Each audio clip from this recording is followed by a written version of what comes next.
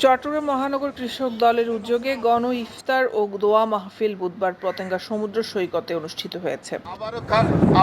আপনার কাছে ফরিয়াদ করি, ব্যক্তিগত সাবেক প্রধানমন্ত্রী ও বিএনপি চেয়ারপারসন বেগম খালেদা জিয়ার রোগ মুক্তি ও বিএনপির ভারপ্রাপ্ত চেয়ারম্যান তারেক রহমানের সুস্বাস্থ্য কামনায় এই দোয়া ও ইফতার মাহফিলের আয়োজন করা হয়। বিএনপি নেতাকর্মী ছাড়াও ইফতার মাহফিলে সর্বসাধারণের উপস্থিতি ছিল।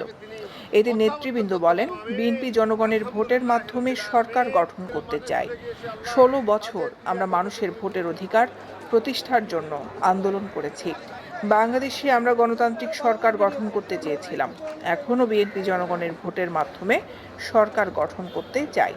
তাই এই সরকারের উচিত হবে দ্রুত নির্বাচন দেওয়া। দৈনিক আজাদী নিউজ ডেস্ক।